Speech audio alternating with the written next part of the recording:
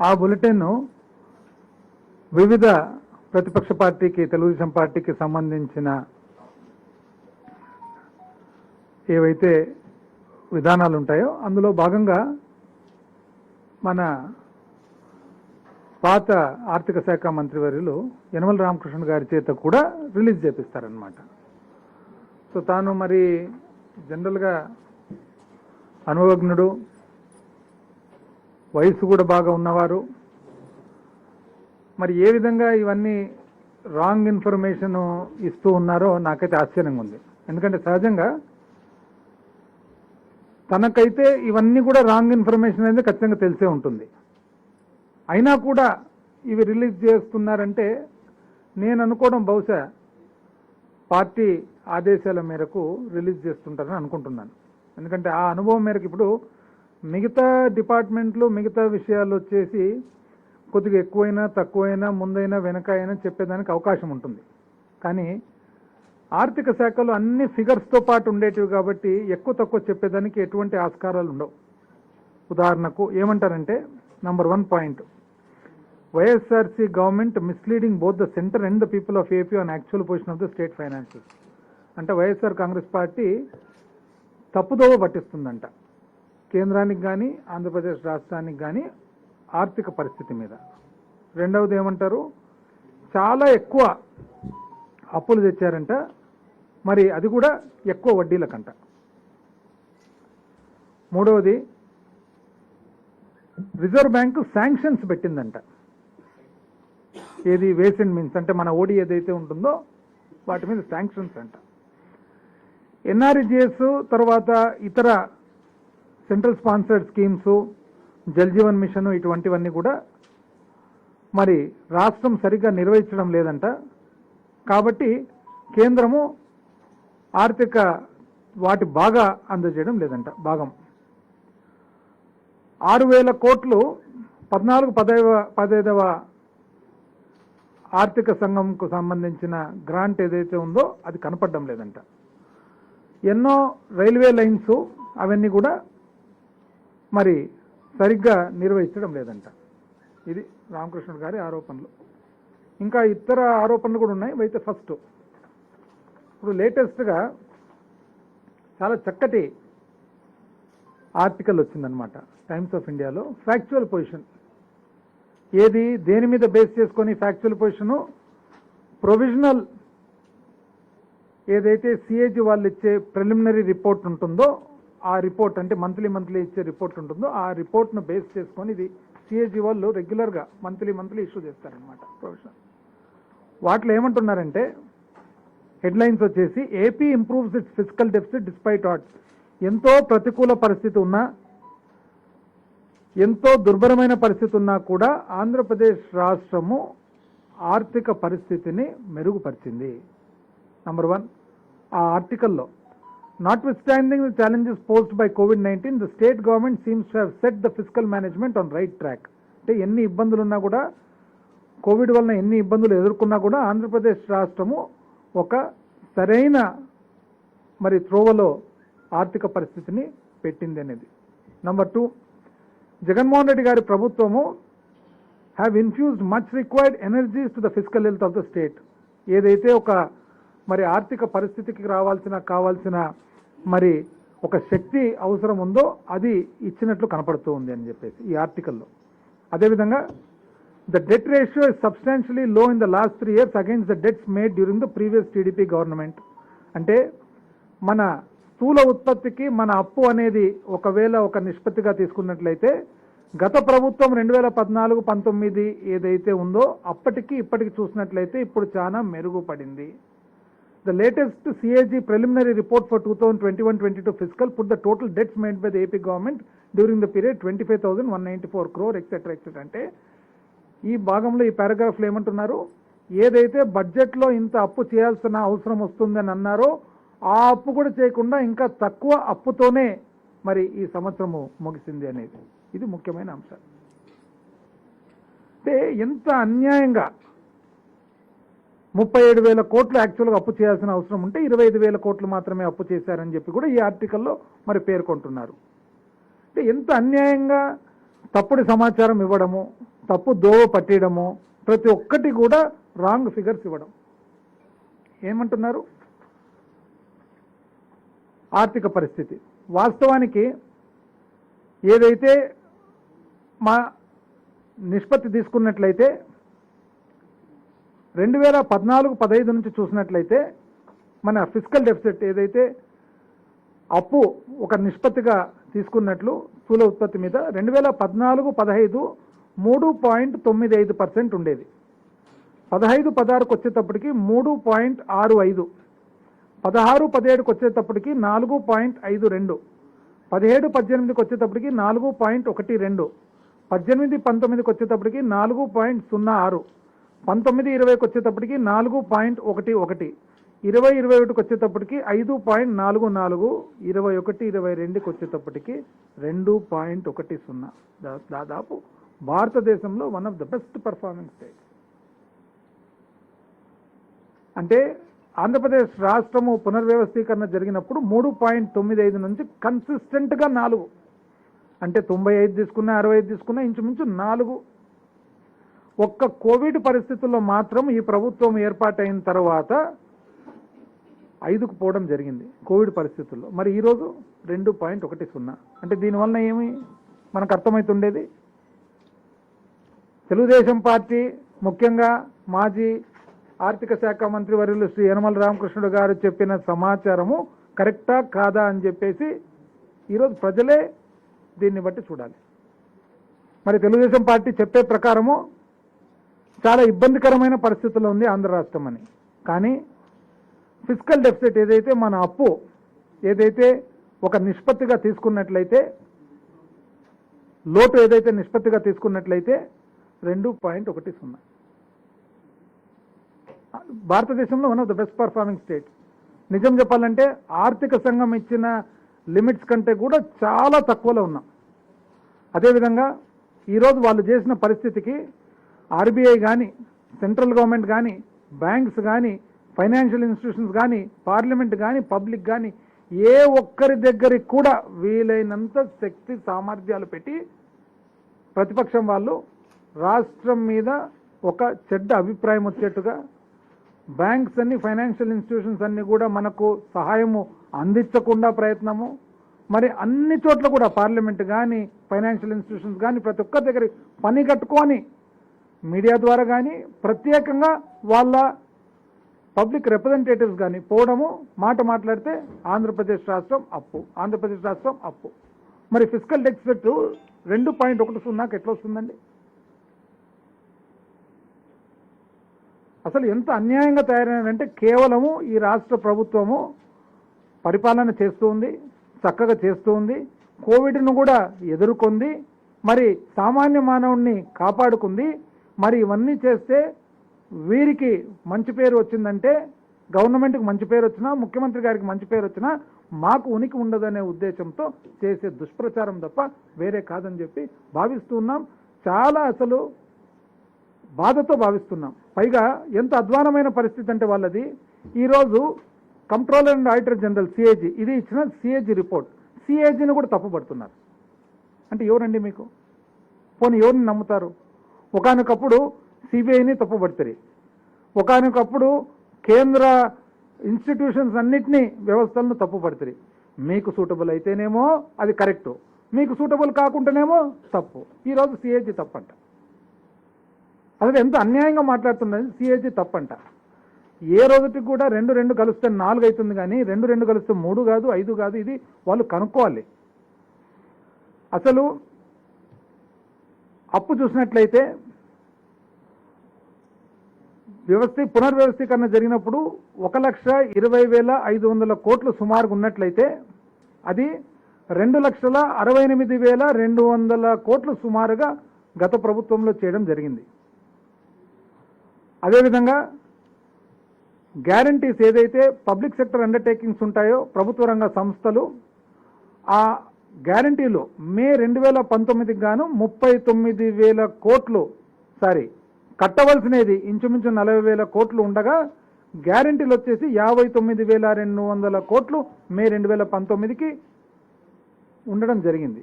మరి అదే తెలుగుదేశం ప్రభుత్వము 2014లో వాళ్ళు పగ్గాలు తీసుకున్నప్పుడు గ్యారెంటీలు కేవలం 14,000 కోట్లు. 14,000 కోట్ల నుంచి వాళ్ళు 59,000 కోట్లకు పెంచడం జరిగింది. మరి ఇంచుమించు 40,000 కోట్లు సుమారుగా ఇటువట్లో బిల్లులు కట్టకుండా పెండింగ్ పెట్టిపోవడం జరిగింది. ఈరోజు అప్పు అంటున్నారు. అప్పు చూసినట్లయితే గత ప్రభుత్వం 2014-15 సంవత్సరము మరి పెరుగుదల చూస్తే 19.46% వాళ్ళ పెరుగుదల ఉండగా ఈ ప్రభుత్వంది 15.77%. అంటే వాళ్ళు ఇంచుమించు 19.5% పెరిగితే ఈ ప్రభుత్వం 15.5% పెరిగింది. అంటే ఎవరు జాగ్రత్తగా మరి ఆర్థిక వ్యవస్థను చూసుకున్నట్లు? పైగా ప్రతి ఒక్కసారి కూడా యనమల రామకృష్ణుడు గారు ఈ ప్రభుత్వాన్ని గత ప్రభుత్వంతో పోలుస్తారు. కోవిడ్ పరిస్థితిని ఎవరైనా కానీ కోవిడ్ పరిస్థితిని ప్రపంచవ్యాప్తంగా కోవిడ్ పరిస్థితుల్లో ఉన్న కోవిడ్ సంవత్సరాల్లో ఉన్న మరి ప్రభుత్వ అంకెలను నాన్ కోవిడ్ సంవత్సరాలతో ఏ విధంగా పోలుస్తారండి? ఇది భావ్యమైన అసలు మాట్లాడితే ఎక్కువ అప్పు. ఈరోజు ఎక్కువ అప్పు చేసినట్లు ఎవరు? ఆ ప్రభుత్వం ఎక్కువ అప్పు చేసిందా? ఈ ప్రభుత్వం ఎక్కువ అప్పు చేసిందా? అప్పటి కష్టాలు ఎక్కువనా? ఇప్పుడు కష్టాలు ఎక్కువనా? అప్పటి ఆర్థిక పరిస్థితి దేశ పరిస్థితి ఎట్లుండింది? ఇప్పుడు దేశ పరిస్థితి ఎట్లుంది? ఆ రోజు 19.5% పెరుగుదలతో అప్పు చేసినప్పుడు దేశంలో క్లిష్టమైన పరిస్థితి ఎక్కడ లేదు. ఈరోజు 15.5%తో అప్పు మనం చేసినప్పుడు ఈ ప్రభుత్వము దేశమే కాదు ప్రపంచంలో అంతా కూడా ఒక క్లిష్టమైన పరిస్థితి ఉంది. ఇటువంటి తప్పుడు సమాచారం ఇస్తూ తద్వారా రాష్ట్రానికి చెడ్డ పేరు తెస్తూ తద్వారా బ్యాంకులకు కానీ ఇతర ఫైనాన్షియల్ ఇన్స్టిట్యూషన్స్ అన్నిటికి కూడా మరి ఒక భయభ్రాంతులు సృష్టించే ఒక చాలా దుర్మార్గమైన చర్య ఏవైతే వీళ్ళు తీసుకుంటున్నారో ప్రజలందరూ కూడా గమనించాలని చెప్పి కోరుకుంటూ ఉన్నాం. ఈ ప్రభుత్వం వచ్చిన తర్వాత ఒకవేళ అప్పు చేసినా ఏ పరిస్థితికి చేసిందనేది కూడా మరి గమనించాల్సిన అవసరం ఉంది. మాట్లాడితే శ్రీలంకతో పోలిక. ఏం సంబంధం అండి శ్రీలంక? ఈరోజు మరి ఆంధ్రప్రదేశ్ ఫిజికల్ డెఫిసిట్ ఏదైతే ఉందో కేవలము 2.1% ఉంది. ఏ పరిస్థితుల్లో ఏ పద్ధతిలో మీరు పోలుస్తున్నారు శ్రీలంకతో? ఏదైతే రాష్ట్ర ప్రభుత్వం అప్పు చేయవలసిన అవసరం వచ్చిందో ఎక్కడ ఖర్చు పెట్టిండేది? సామాన్య మానవుని కాపాడుకునేదానికి ఇంచుమించు 1,46,000 కోట్లు డీబీటీ ద్వారా ఎటువంటి స్కీములకు ప్రతి ఒక్కటి కూడా బడుగు బలహీన వర్గాలకు కానీ సామాన్య మానవునికి కానీ స్ట్రైట్గా నేరుగా వాళ్ళ అకౌంట్లో చేరేటట్లు ప్రతి ఒక్కటి డీబీటీనే. వాళ్ళ మాదిరి జన్మభూమి కమిటీలు పెట్టలేదు, వాళ్ళ మాదిరి నచ్చిన వాళ్ళకే ఇవ్వలేదు, వాళ్ళ మాదిరి పార్టీ సభ్యులకే ఇవ్వలేదు. ప్రతి ఒక్కరికి కులము మతం చూడకుండా పార్టీలు చూడకుండా ప్రతి ఒక్కరికి కూడా సాచ్యురేషన్ మోడ్లో ఇవ్వడం జరిగింది. ఎటువంటి స్కీములు?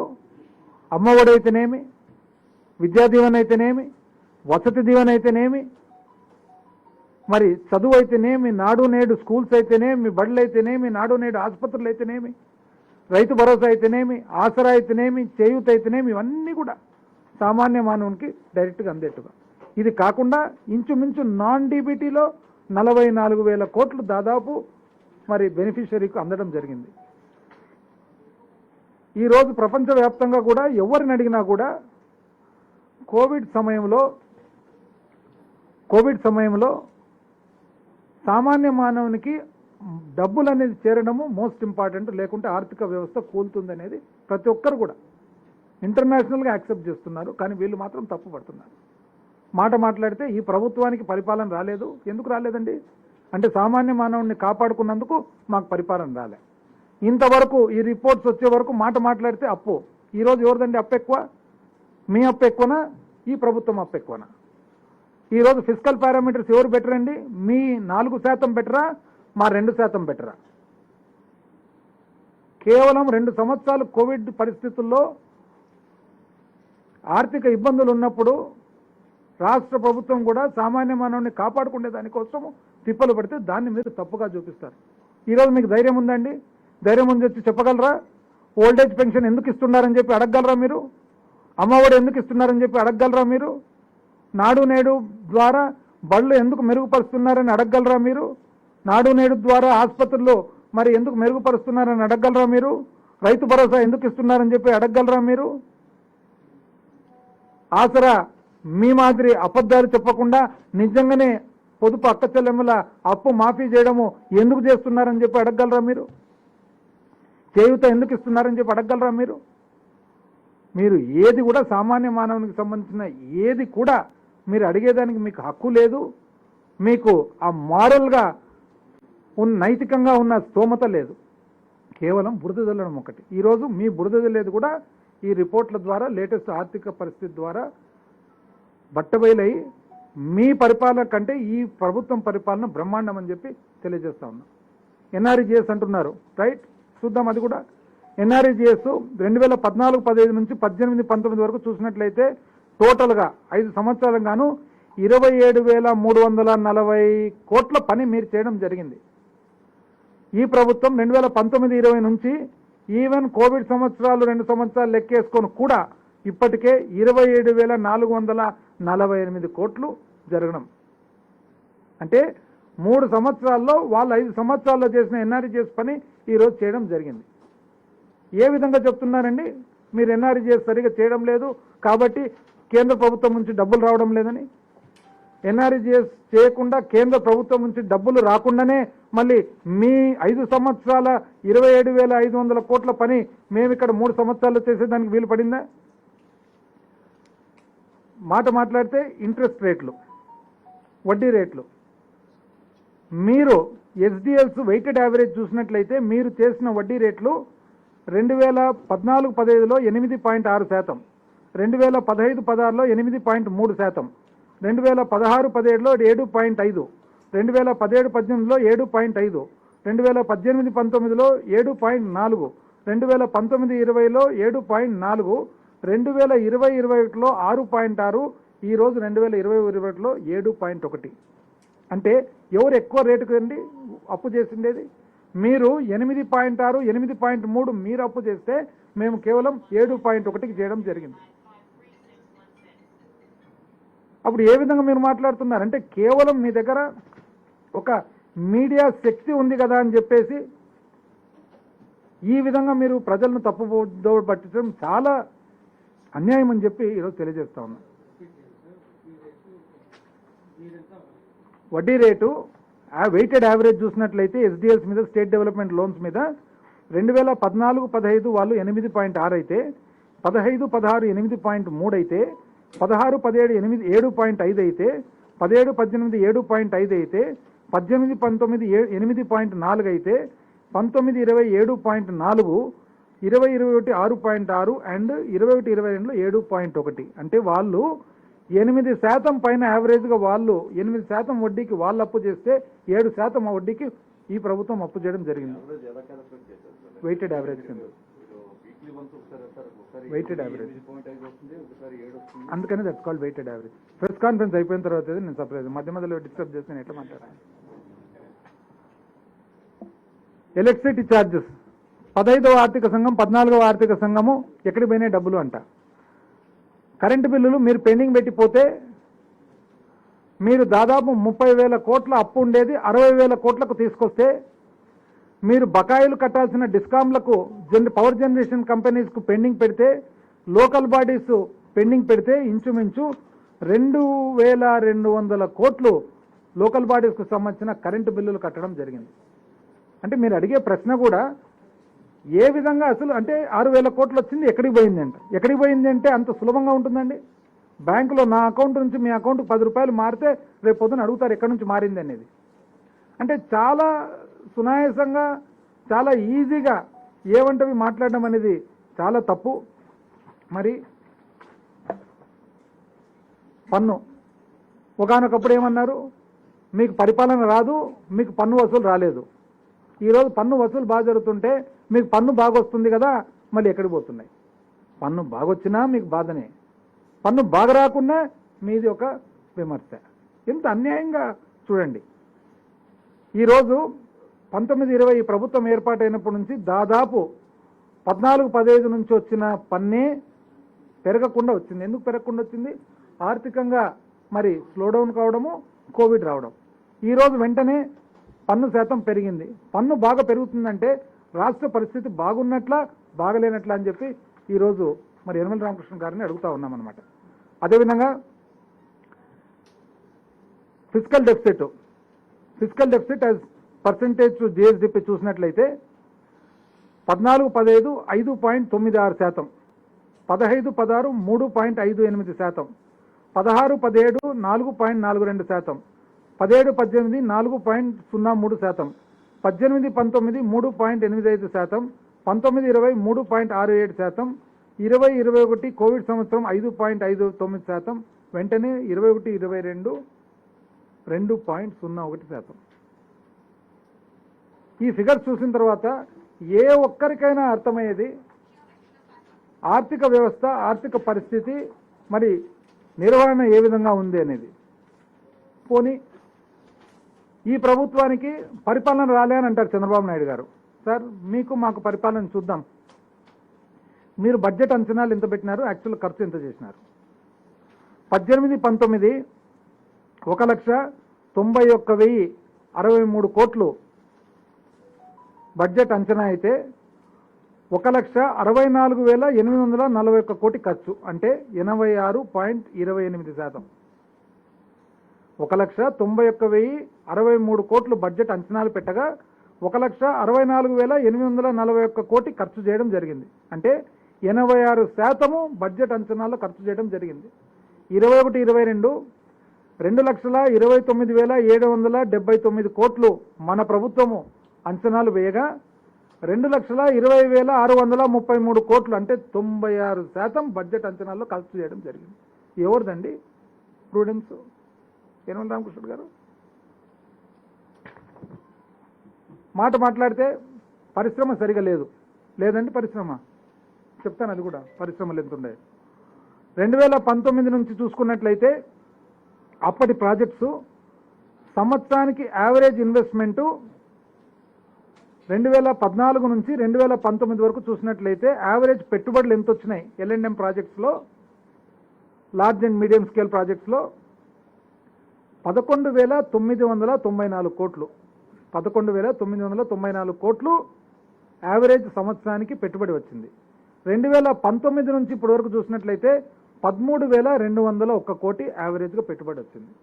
పరిశ్రమ బాగలేదండి. అంటే మీ పరిపాలనలో 11,994 కోట్లు large and medium scale project సంవత్సరానికి వస్తే మా ప్రభుత్వంలో 13,201 కోటి వచ్చింది.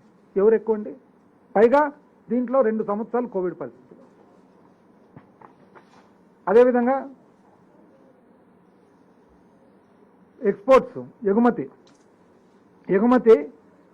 19-20లో 7వ స్థానంలో ఉండగా 20-21కి వచ్చేటప్పటికి 4వ స్థానానికి ఆంధ్రప్రదేశ్ రాష్ట్రం పెరిగింది దేశంలో.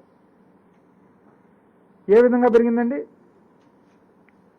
17-19-20 మొత్తం ఎగుమతి 1,04,829 కోట్లు కాగా 20-21కి వచ్చేటప్పటికి 1,24,745 కోట్లు.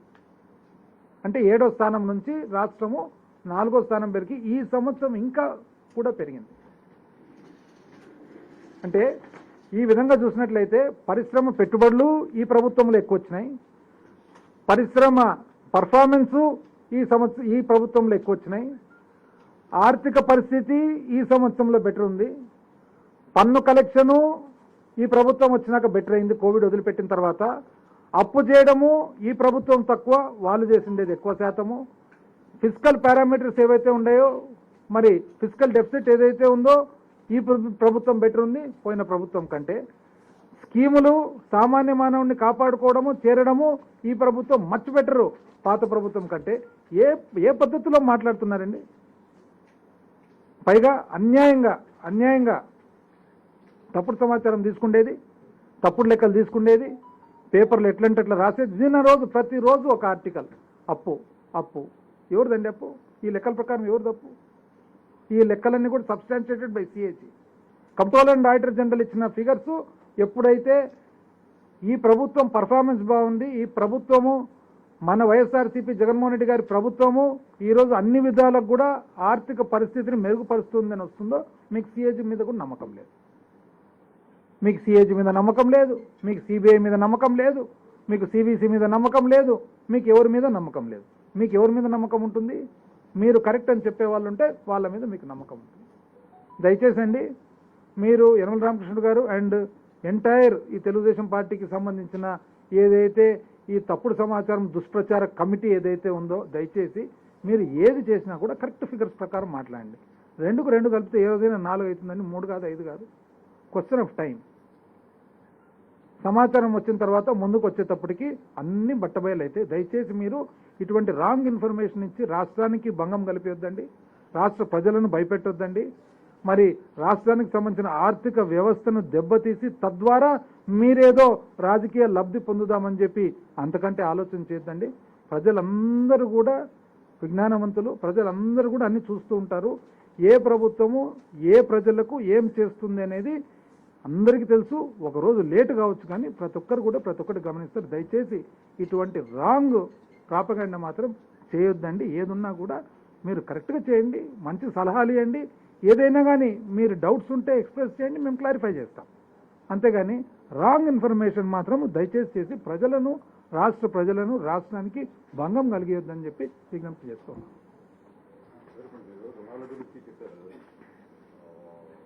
గ్యారంటీల ద్వారా మీరు తీసుకుంటున్నారు, రుణాలు డీటెయిల్గా చూపించట్లేదు, కాస్ట్ కూడా మీరు చెప్పలేదు అన్నది ఒక కదా కదా కూడా మన ఇచ్చే మీడియాతోనే మెన్షన్ చేసింది. మాకు స్టేట్ గవర్నమెంట్ నుంచి వివరాలు రాలేదు కదా. ఇవన్నీ ఎట్లా రాస్తారు చూడండి. రాష్ట్ర ఆర్థిక వ్యవస్థను చిన్నాభిన్నం చేసిన ప్రభుత్వం, ఫిజికల్ కౌన్సిల్ ఏర్పాటు, వైట్ పేపర్ కావాలి, మ్యాసివ్ లోన్స్, రాష్ట్ర ఖజానా పూర్తిగా దివాలా. చూడండి వీళ్ళు ఎట్లెట్లా రాస్తారో.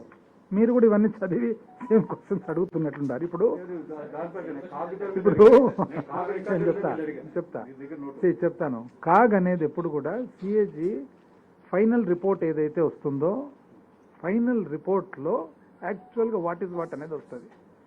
ఈ మధ్యలో సిఏజీ వాళ్ళు వాళ్ళ పనిలో భాగంగా ఇన్ఫర్మేషన్ అడుగుతారు, ఐఆర్ అని. ఆ ఇన్ఫర్మేషన్ రిపోర్ట్ అడిగేటప్పుడు ఏదన్నా కానీ ఇది మాకు క్లారిఫై చేయండి అని అడుగుతారనమాట. ఆ క్లారిఫికేషన్ అడిగినప్పుడు వాస్తవానికి అది ఇంటర్నల్ క్లారిఫికేషన్ బయటికి రాకూడదు. కానీ ఈ వ్యవస్థలో ఈ ప్రతిపక్ష పార్టీకి సంబంధించిన కొంతమంది ఆ ఇంటర్నల్ కరెస్పాండెన్స్ను బయటికి తీసి ఆ ప్రశ్న ఏదైతే ఉందో దాన్ని తీసుకొచ్చి ప్రజల్లోకి స్ప్రెడ్ చేస్తూ ఉన్నారు. ఎప్పుడైనా కానీ కాగ్ ఇచ్చినది ఫైనల్ రిపోర్ట్స్ ఏదైతే ఉంటాయో సిఏజీ రిపోర్ట్స్ లోపల కరెక్ట్గా ఉంటాయి తప్ప ఇన్ఫర్మేషన్ అడిగే దాంట్లో మనం దాని మధ్యలో కరెస్పాండెన్స్ తీసుకొని ఇది ఈ విధంగా ఉంది. ఇప్పుడు ఉదాహరణకు 40,000 కోట్ల బిల్లులు కనపడలేదన్నారు. నేను ఆ రోజు కూడా అడిగినాను, 400 రూపాయలు నా అకౌంట్ నుంచి మీ అకౌంట్లోకి వస్తే మరుసటి రోజు బ్యాంకు కరెక్షన్ చేస్తుంది, 40,000 కోట్లు కనపడకుండా పోతే అంటే ప్రభుత్వం అంతా కళ్ళు మూసుకొని ఉంది కేంద్ర ప్రభుత్వం అని చెప్పి దానికి రిప్లై ఇవ్వడం జరిగింది. సిఏజీ వాళ్ళు కంప్లీట్గా దాన్ని సాటిస్ఫై కావడం జరిగింది. ఈరోజు రామకృష్ణ గారు చెప్తున్నారు ఆర్బీఐ ఏదో ఆంక్షలు విధించినారంటే చూపించండి నాకు.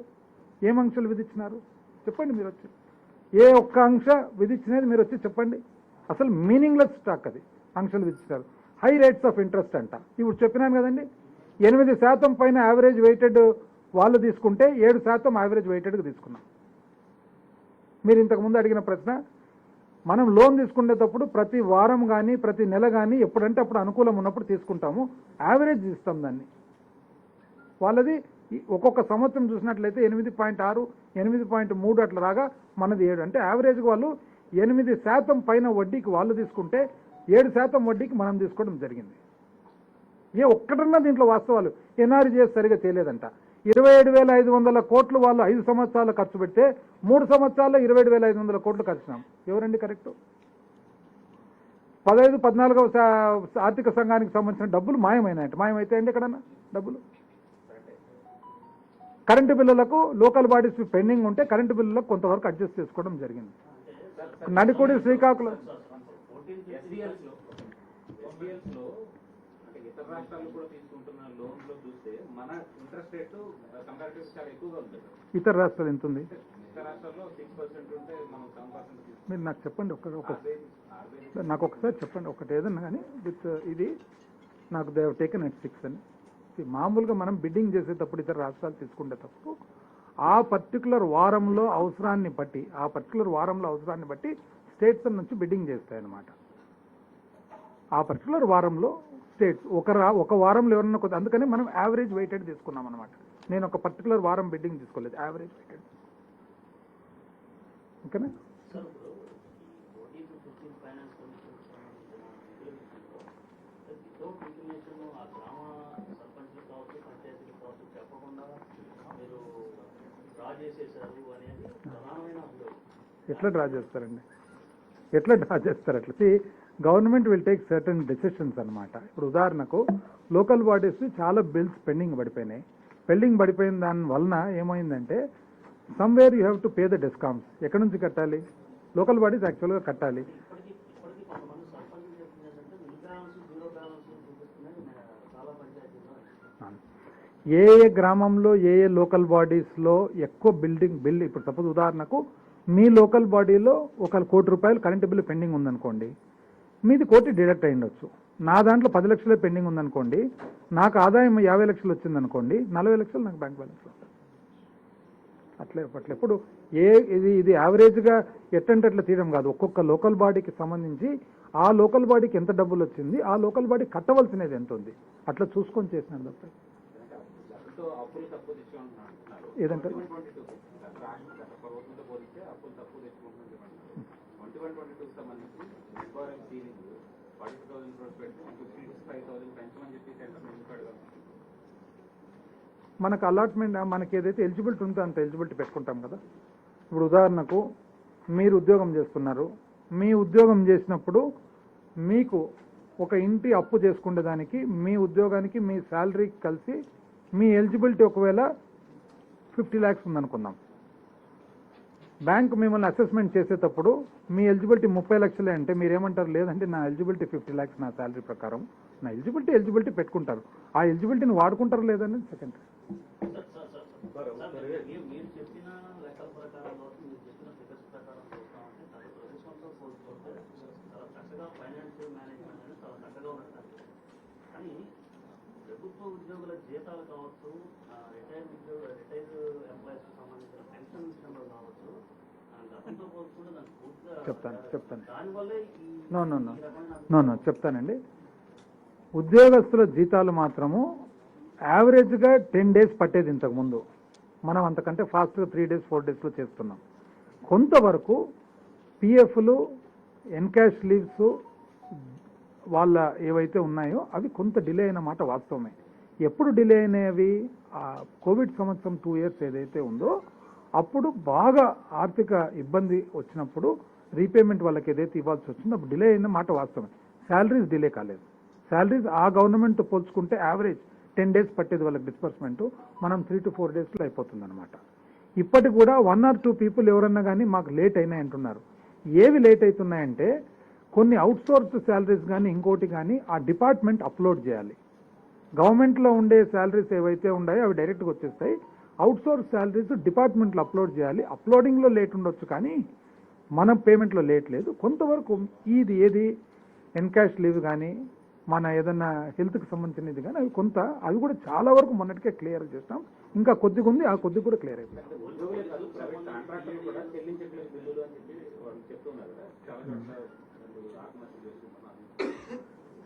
ఇది సహజం, ప్రతి రాష్ట్రంలో వింటూ ఉంటాం ఇది. కాకపోతే last 1.5 years difficult time.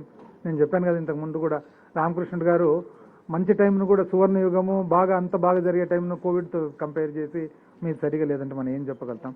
Some deficiencies are there. Covid వలన ఇతర ఇబ్బందుల వలన జరిగినాయి, అవన్నీ కూడా చక్కబడుతున్నాయి. మీరు నెక్స్ట్ ఇయర్కు మీరే చూస్తారు కదా, అంత క్లోజ్ అయిపోతుంది. Thank you. మీరు చెప్పిన దీంట్లో లోటు ఫిబ్రవరిలోకి వచ్చేసరికి 50,000 ఉంది. ఫిజికల్ డెఫిసిట్ 51,000 ఉంది. అది మార్చిలోకి వచ్చేసరికి 25,000 తగ్గిపోయింది. ఆదాయానికి ఖర్చుకి పెరగకుండా ఇంత డెఫిసిట్ ఎలా తగ్గింది అని అది మనకు బుక్ అడ్జస్ట్మెంట్స్ కొన్ని చేసుకుంటుంటాం అనమాట. ఫైనల్ అకౌంట్ ఫిబ్రవరి మార్చి 1 month పబ్లిక్ అకౌంట్ అనేది ఉంటుంది. Public account adjustments. Thank you.